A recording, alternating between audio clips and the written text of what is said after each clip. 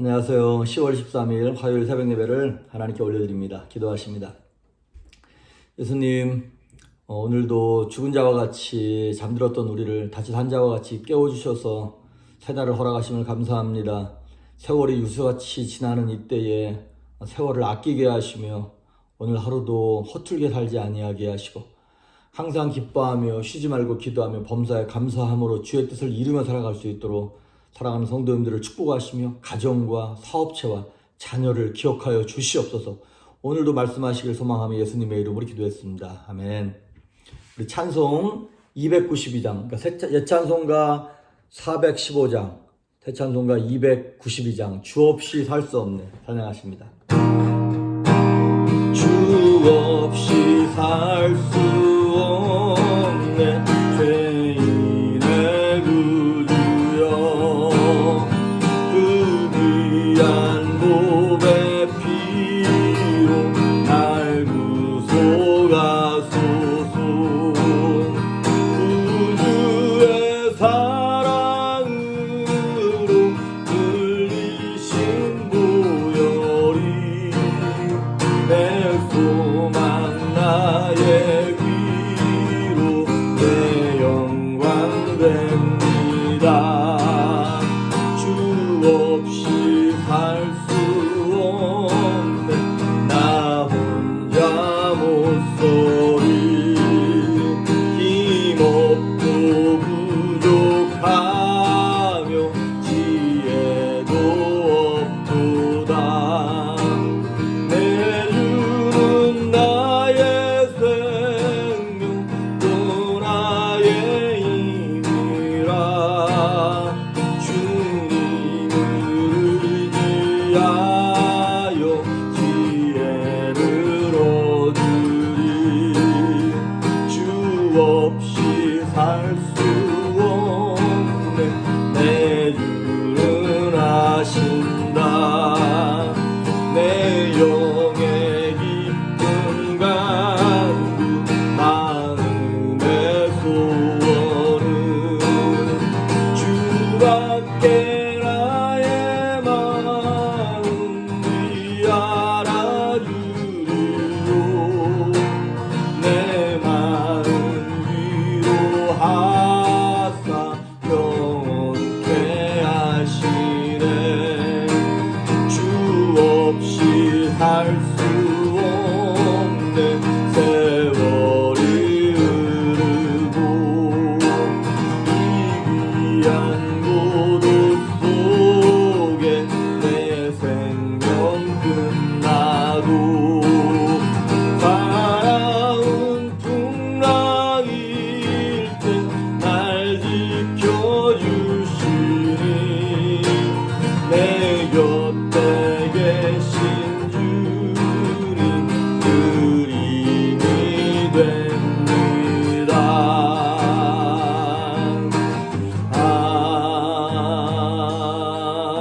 아멘. 네. 오늘 우리에게 주시는 말씀은 마태복음 1장입니다. 마태복음 1장 18절에서 25절에 있는 말씀까지 보십니다. 마태복음 1장 18절에서 25절 봉독해 올립니다. 예수 그리스도의 나심은 이러하니라. 그의 어머니 마리아가 요셉과 약혼하고 동거하기 전에 성령으로 잉태된 것이 나타났더니 그의 남편 요셉은 의로운 사람이라 그를 드러내지 아니하고 가만히 끊고자 하여 이 일을 생각할 때에 주의 사자가 현몽하여 이르되 다윗의 자손 요셉아, 내 아내 마리아 내려오기를 무서워하지 말라. 그에게 잉태된 자는 성령으로 된 것이라. 아들을 낳으리니 이름을 예수라 하라. 이는 그가 자기 백성을 그들의 죄에서 구원할 자이심이라 하니라. 이 모든 일이 된 것은 주께서 선지자로 하신 말씀을 이루려 하심이니 이르시되 보라, 처녀가 잉태하여 아들을 낳을 것이요 그의 이름은 임마누엘이라 하리라 하셨으니 이를 번역한즉 하나님이 우리와 함께 계시다 함이라. 요셉이 잠에서 깨어 일어나 주의 사자의 분부대로 향하여 그의 아내를 데려왔으나 아들을 낳기까지 동침하지 아니하더니 나음의 이름을 예수라 하니라. 아멘. 자, 대충 보는 마태복음 오늘 두 번째 시간입니다. 제목은 속 터져도 믿음으로. 속 터져도 믿음으로. 자, 오늘 18절에 보면 요셉과 마리아가 약혼했어요. 아직 뭐 결혼을 해서 같이 사는 건 아닌데 이스라엘에서는 그러니까 이 옛날 개혁성경에는 정혼했다는 말이 나오거든요. 이게 법적으로는 부부인 거예요. 아직 잠만 같이 안 자는 거예요. 그러니까 약혼식을 하고 1년이나 2년 있다가 결혼식을 하는 거예요. 그러니까 1, 2년 동안 상대방의 집 뭐 인사도 하고 서로 깊이 알아가고 가서 일도 좀 해주고 하면서 가까워지는 것이죠. 그래도 19절에 보면 그의 남편 요셉은 의로운 사람이라 이렇게 아직 결혼식을 한 게 아님에도 불구하고 요셉을 마리아의 남편이라 그러는 거예요. 자, 그러고 난 다음에 18절에 보면 거기 다시 올라오면 거기에 성령으로 잉태된 것이 나타났더니 이렇게 한국말로는 조금 애매하게 썼죠. 잉태된 것이 나타났더니 이거예요. 마리아가 임신했다. 그냥 그 얘기를 이렇게 쓴 거예요. 자, 아직 하룻밤도 같이 잔 적이 없고 그랬는데 이게 잉태된 거잖아요. 임신 배가 불러왔을 거 아니에요. 근데 아마도 제 생각에는 배가 불러오기 전에 마리아가 요셉에게 가서 얘기했을 거예요. 나 임신했다고. 그 얘기를 말을 할 때 마리아의 마음이 어땠을까? 과연 이 남자 요셉이 내 상황을 이해할까? 내가 성령으로 잉태했다는 걸 이 사람이 알기나 할까? 아마 뭐 반신반의하면서 안 믿어줄 거라고 생각을 하고 얘기를 했겠죠. 그리고 무엇보다도 그 얘기를 듣고 있었던 요셉의 마음은 어땠을까? 근데 19절에 요셉에 대해서 뭐라고 얘기하냐면 그의 남편 요셉은 의로운 사람이라는 거예요. 그래서 20절에 보니까 19절 뒷부분에 그를 드러내지 아니하고 이 사건을 소문내지 않고 가만히 끊고자 하여. 왜냐하면 소문내면 마리아는 돌 맞아 죽거든요. 결혼식을 하지 않았는데 임신을 했다? 예, 돌 맞아 죽는 겁니다. 20절에 보니까 이 일을 생각할 때에 주의 사자가 현몽하여 이르되. 자, 이 일을 생각할 때 다른 여느 남자 같았으면 난리가 났겠죠. 부정한 여인, 더러운 여인이라고 돌로 쳐 죽이려고 그랬겠죠. 얼마나 분했겠습니까? 그리고 요셉의 속이 얼마나 속이 터졌겠습니까? 그런데 요셉이 엉뚱한 생각하지 않습니다. 그리고 대신 뭘 하냐면 묵상합니다. 이 일을 생각하는 거예요. 이게 도대체 마리아는 자기가 성령으로 잉태됐다 그러는데 이게 가능한 일인가? 이론적으로는 불가능한 일이죠. 근데 마리아가 그럴 사람 같지는 않고, 그리고 이렇게 내가 지금 어떤 상황에서 결정할 수 없을 때 여러분 그때는 결정하면 안 되는 거 아시죠? 무조건 무릎을 꿇으셔야 됩니다. 그때는 무조건 묵상하시면서 하나님의 뜻을 구해야 됩니다. 속 터진다고 말 함부로 하고, 여러분 제일 어리석은 사람이 그런 거잖아요. 흥분했을 때 결단하는 거. 우리 여성분들 배고플 때 마트 보면 안 사도 될 거 잔뜩 사신다면서요. 그런 것처럼 남녀 부부관계도 막 흥분했을 때 우리 이혼해, 도장 찍어, 그때 하면 안 됩니다. 말은 그렇게 했을 망정 좀 일단 기다려야 돼요. 그거 가라앉힐 때까지 기다리셔야 합니다. 그러니까 요셉이 참 지혜로운 사람이에요. 속이 터지고 답답했을 텐데 일단 뭐 하냐면 묵상하는 거예요. 하나님께 기도하는 거예요. 자, 오늘 말씀의 제목이 속 터져도 믿음이라 그랬죠. 그렇습니다. 오늘 제가 아주 너무나 누구나 잘 아는 말씀이지만 잘 실행되지 않는 너무나 중요한 영적 축복의 원리 한 가지를 말씀드립니다. 뭐냐면 납득되지 않냐고 속 터질 때 무조건 인내하고 무조건 양보하면 대박납니다. 이거 하나님께서 주신 은혜입니다. 그거 축복입니다. 하나님께서 복 주시려고 일부러 그 상황 허락하시는 거예요.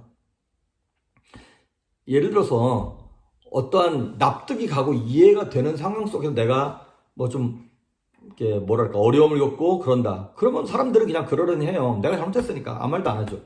그런데 내가 암만 생각해도 내가 잘못한 것도 아니고 상대방이 잘못한 건데 오히려 상대방이 뭐 방귀 낀 놈이 썩낸다고 지가 먼저 뭐 화를 내고 나를 막 몰아세우고 나를 억울하게 할 때 그때 인내하고 그때 양보하면 무조건 복입니다. 이거는 여러분.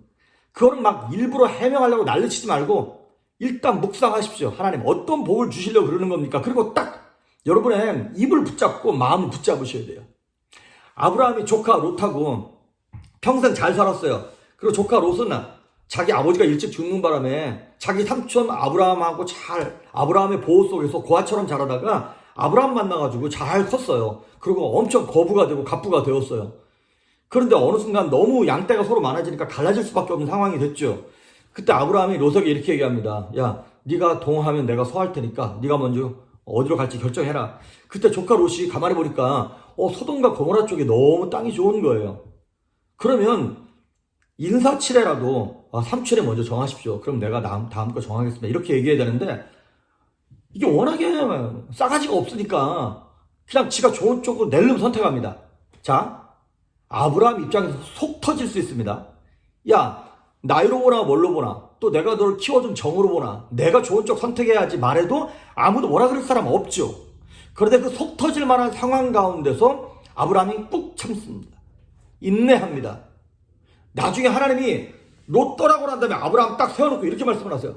동서남북을 바라봐라. 네가 눈에 보이는 이 모든 땅 너한테 줄 거야. 이렇게 말씀을 하세요. 여러분, 아브라함이 속 터져도 믿음으로 행동하니까 하나님 축복하셔 대박나게 하시는 거예요. 다윗도 마찬가지예요.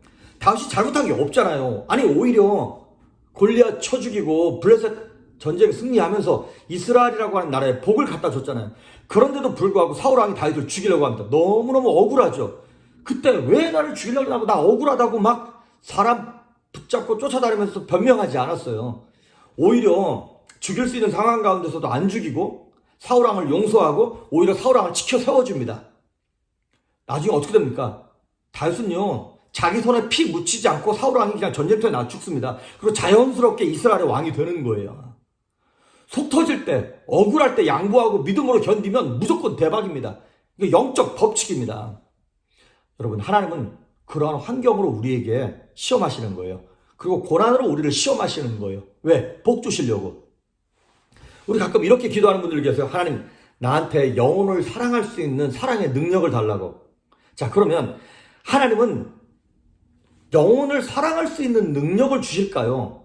아니면 내가 사랑을 프랙티스 할 수 있는 미워할 수밖에 없는 대상을 주실까요? 예, 하나님은 한 번에 완성된 음식으로 우리에게 주시는 법이 없습니다. 재료를 주시는 거예요. 내가 그래서 사랑할 수 없는 미워할 수밖에 없는 사람이 내 앞에 딱 오는 거예요. 뭐 하라고? 사랑을 프랙티스 하라고. 순종하면 하나님께 밀어주시겠다는 거죠. 나중에 가서. 처음부터 레디메이드 다 된 거 주시는 법이 없습니다. 하나님께서 복 주시려고 그런 상황을 허락하시는 것이죠. 예를 들어서 하나님 나로 하여금 고난을 이길 능력을 주십시오. 그럼 능력이 갑자기 빵 생기나요? 아니요. 고난스러운 환경으로 먼저 나를 밀어넣습니다. 그 고난스러운 환경 가운데서 뭐 하라고? 속 터지고 억울하고 고통스럽지만 인내하고 참고 믿음으로 하나님 바라보라고. 그래서 속 터져도 믿음으로 주님 바라보면 대박 납니다. 하나님 은혜 베풀어 주십니다. 우리가 해야 될 일은 뭐냐? 말씀을 붙잡고 공식을 대입하는 거예요. 믿음의 공식. 속 터져도 믿음으로 그 공식 딱 대입하면 대박. 축복이 임하는 것이죠. 우리 수학 문제를 풀 때 그 공식을 외웠어요. 근데 어떤 때는 그 공식을 그 원리를 모른 채 일단 외우고 시작할 때가 있어요. 나중에 가서 그 공식에 대한 원리를 안다 이 말이죠. 그러면 시험 문제가 나왔을 때 그 원리는 모르지만 일단 공식을 대입하면 그 문제 풀립니다. 신앙생활도 마찬가지예요. 이해는 안 가요. 왜 하나님이 나한테 이 상황을 허락하셨을까? 이해는 안 가는데 하나님의 공식 원리가 뭐예요? 속 터져도 믿음으로. 속 터져도 양보. 그렇게 했더니 일단 문제가 풀리기 시작하는 거예요. 그리고 나중에 원리를 깨닫는 거예요. 아, 그래서 그런 거구나. 여러분, 우리가 비행기 나는 원리를 다 이해 못 하잖아요. 하지만 믿고 탈 때 그 혜택을 누리게 되는 것처럼 부부관계도 마찬가지고 특히 저는 목사니까 성도님을 대할 때도 마찬가지더라고요. 특히 부부관계 속에서 우리 옛날 어른들이 그랬잖아요. 지는 게 이기는 거라고. 그 세상 진리라고 생각되지만 그건 복음입니다. 사실은. 부부관계 속에서도 어떤 때는 억울할 때가 있죠. 근데 그냥 참고 알았어 그러려니 하고 그냥 넘어가잖아요. 그러면 틀림없이 나중에 그게 은혜가 되고 도움이 되고 부부관계 좋아져요. 근데 내가 뭘 잘못했냐고 논리를 따지고 원리를 따지고 누가 잘했나 잘못했나 팩트를 따지기 시작하면 복은 없는 것입니다. 성도의 관계 속에서도 마찬가지더라고요. 비록 내가 잘못한 게 아닐지라도 예 알겠습니다. 뭐 제가 다 부족해서 그런 거죠라고 일단 예 그렇게 양보하고 하나님 앞에 눈물로 아르기 시작하면 묵상하면 요셉처럼 묵상하면 하나님께서 요셉의 라인을 통해서 은혜를 주시고 복을 주시는 것이죠. 그러니까 요셉이 받아들이기 힘들지만 그걸 믿고 받아들였더니 20절에 이 일을 생각할 때 주의 사자가 현몽하여 이르되 천사가 나타나서 마리아 데려오기를 두려워하지 말아라. 그에게 지금 잉태된 것은 성령으로 된 거다라고 하나님이 설명해 주시는 것이죠. 그 얘기 듣고 나서야 요셉이 그런 거구나 라는 걸 깨달았겠죠. 그러니까 여러분, 오히려 마리아는 자기가 몸에 변화가 일어나는 걸 보면서 믿기가 쉬웠을 거예요. 그렇지. 이게 논리적으로는 납득이 안 가는 거지만 몸에 변화가 일어나니까. 하지만 요셉은 그게 아니잖아요. 자기가 경험한 게 아니니까. 근데 믿음으로 움직였더니 결국에는 하나님이 꿈 가운데 나타나셔서 확실하게 확증을 허락하셨던 것이죠. 그러면서 천사를 통해서 말씀하시기를 아들을 낳으면 이름을 예수라 하라. 그 예수라고 이름 뜻이 뭐라고요? 저가 자기 백성을 저들의 죄에서 구원할 자다. 그리고 23절에 보면 보라, 이게 이사야서에 나오는 예언의 말씀이에요. 처녀가 잉타하여 아들을 낳을 것이다. 그리고 그 이름은 임마누엘. 임마누엘이 뭐예요? 하나님이 우리와 나와 함께 하신다라고 하는 그 말씀을 요셉에게 말씀하시고 예언으로 확증하시고 꿈으로 확증해 주시면서 요셉이 이제 그 수학 공식에 대한 원리를 탁 깨닫는 순간인 거죠. 그러고 난 다음에 나중에 요셉이 24절 25절에 보면 요셉이 잠에서 깨어 일어나 주의 사자의 분부대로 행하여 그의 아내를 데려왔어요. 그리고 아들을 낳기까지 동침하지 아니하더니 낳음에 이름을 예수라 하니라. 요셉은요 전적으로 순종했습니다. 그 말씀을 비록 꿈으로 또 확신을 듣긴 들었지만 이게 시시때때로 삶이 어렵고 힘들 때마다 의심이 들지 않았을까요? 업 앤 다운 있지 않았을까요? 그럼에도 불구하고 딱 믿음으로 마리아를 데려오고 낳고 난 다음에 천사의 명령 그대로 이름을 예수라고 딱 칭하고, 그리고 더 소중한 거, 마리아를 데려왔어요. 결혼했어요. 데려와고 나서 동침하지 않았어요. 행여라도 복중에 있는, 마리아의 복중에 있는 메시아를 더럽히지 않기 위하여 요셉은 마리아가 그러니까 예수를 낳기까지 계속 참는 거예요. 절대로 동침하지 아니하고 건들지 아니하고 결국에는 끝까지 하나님의 명령에 순종하는 것이죠. 자, 오늘 다른 거 다 잊어버려도 괜찮습니다. 한 가지만 외우십시오. 속 터져도 믿음으로 양보하고, 속 터져도 인내하고, 속 터져도 하나님만 바라보며 묵상하고 있을 때 틀림없이 하나님께서 꿈으로 말씀하시든 말씀으로 말씀하시든 우리에게 확증을 허락하실 것입니다. 우리가 해야 될 일은 뭐라고요? 공식만 대입하는 게 뭐예요? 공식이 뭐예요? 하나님의 말씀입니다. 감동입니다. 감동에 순종하십시오. 감동에 움직이십시오. 가만히 있지 말고, 누가 나를 떠밀어 줄 때까지 가만히 있지 말고 먼저 움직이는 거예요. 그 능력을 주실 때까지 기다리지 말고 순종하면 능력이 오게 되어 있습니다. 오늘도 이 말씀을 붙잡고 믿음으로 행동함으로 말미암아 대박 기적을, 대박 축복을, 하나님의 영광을 보는 하루가 될 수 있기를 주의 이름으로 축복합니다. 기도하십니다. 예수님 감사합니다. 속 터지는 일이 많습니다. 두려운 일이 많습니다. 순종하기 어려운 일들이 너무나 많습니다. 내 논리와 이성으로는 할 수 없는 일이지만 말씀에 의지하여 약속의 하나님을 붙잡고 순종할 때 기적이 나타나게 하시며 삶이 풀려지게 하시고 주의 영광을 보게 하여 주시옵소서. 감사드리옵고 예수님의 이름으로 기도했습니다. 아멘.